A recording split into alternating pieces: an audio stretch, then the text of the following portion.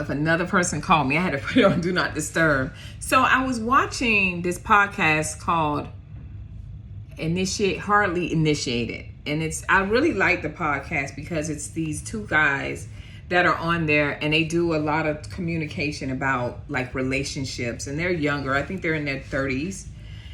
And they're talking about, like the things that men want, marriage, what men are afraid of, all kind of stuff. But it's always dealing in relationships, which I actually love about the show. Now, sometimes I watch some of the men that come on the show and I don't feel like they're being as realistic or honest. But then you have some of them that come on and they like everything. Now, the host and the co-host, they do a pretty good job. So, but when I say like, they're not like, they don't say the things that women, they say what you want to hear.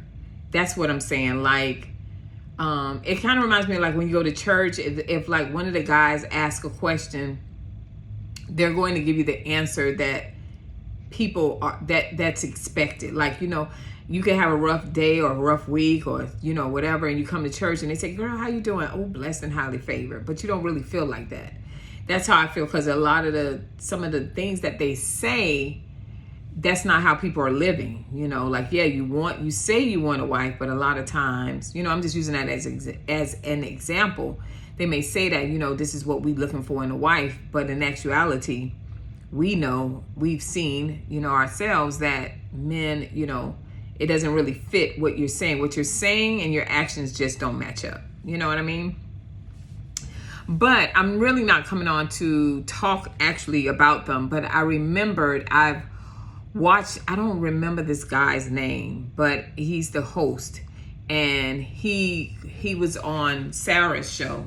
And he was on another show. And I noticed at the end, because it's women asking questions, I noticed at the end that they'll ask him, what would you say to a single woman that's, looking to position herself to be dating or to get into a marriage, right?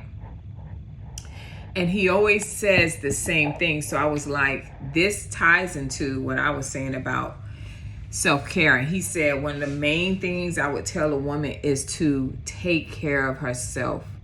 Like, self-care is like one of the biggest things that men look for.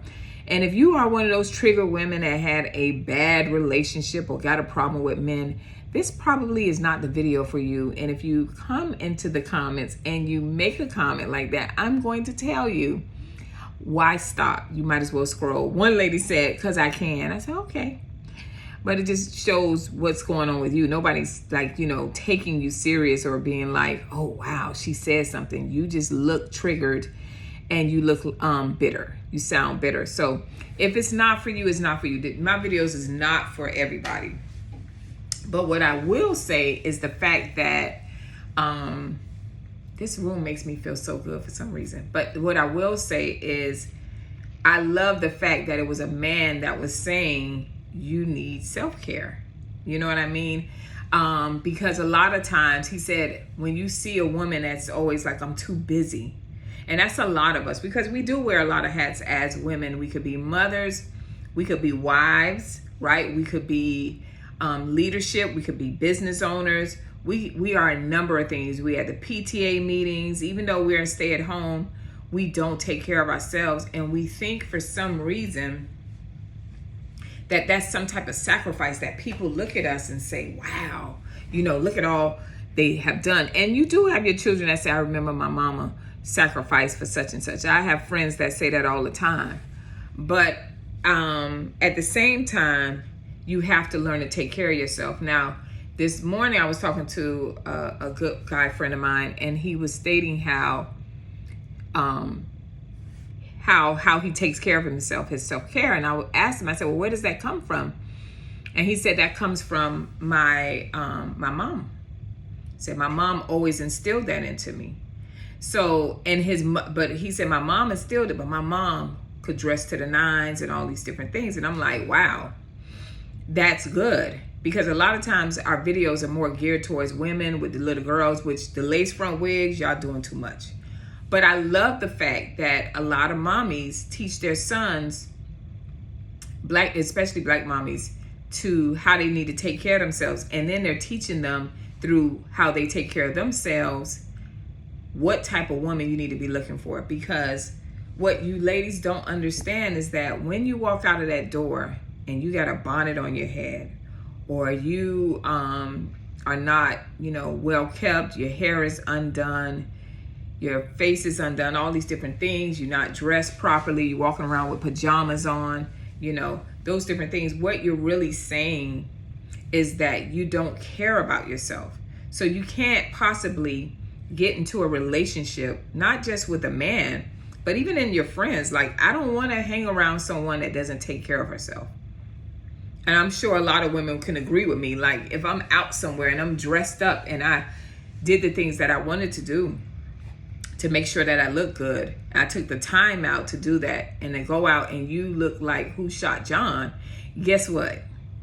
I don't like that, because you're bringing me, you know what I'm saying, me down. When I dress good, when we fix ourselves up, it actually makes us feel 100 times better, especially if you're having a bad day at work. Just looking at yourself and saying, you know what, I'm still proud of you, still taking care of yourself in the midst of whatever it is that you're going through. You're still taking care of yourself, girl. Give yourself a pat on the back.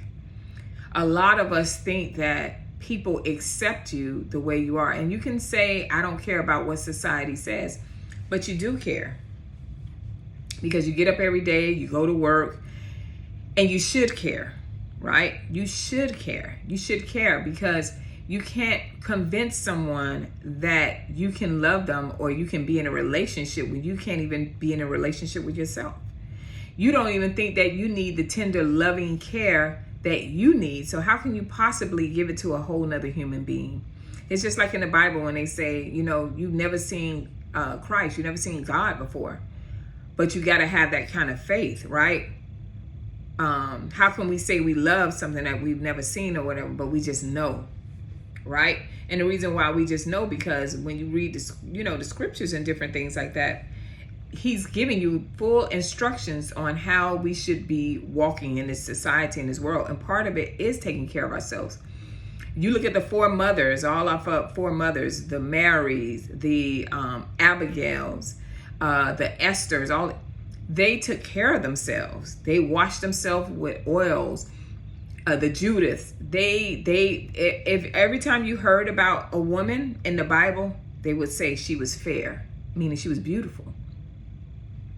And so I just wanted, y'all know I'm always going to do a message on self-love, but I love the fact that that guy I don't even know if he notices it, but most of the messages when he's ending, he's telling a woman, and this one, it was to the single women, you have to take care of yourself. Now, if you think taking care of yourself is going to pay $40,000 to get your body done, then that's on you. But understand, and he specified that too, not saying he's the only way. A lot of men will look at you and they may even want to test it out. But if the woman, we can tell that the woman does not take care of herself, right? So you can have all of a $40,000 body, but won't even buy, the right type of perfume or the right clothing to take care of yourself, to look a certain way. That you're not wifey material. And so if you're not into being a wife, then that's fine. But I just love the fact that he kept pointing out self-care. They said it's such a turnoff to see a woman walk into a room and she has no care for herself. We can see it in her clothes. We can see it in her communication. We can see it in her attitude and her face. And I'm telling you, it may seem like, this is so vain. It is vain. But always remember that they say that men are visual, but we as a people in general are visual people. A lot of times I did a video where I said that women don't get dressed for men. They actually get dressed for women. So we will compete against each other. You want to know what that girl wearing and how, or if whoever she's with, how she got that lifestyle, how she got that guy. And I'm not talking about chasing the bag. I'm talking about seeing a pure glow and happiness on that woman's face. Because there's a lot of women that are either in relationships with their significant other and they are not chasing a bag. They're not trying to, they're not Normally when you carry yourself a certain way, you're going to get that type of guy that's going to approach you. You know what I'm saying? So it's not that you're actually attracted to. That's what I'm pointing out. It's not the designer clothes and all these different things. It's more of her aura. Why does she feel like that? Why is she smiling like that? Why does she seem happy?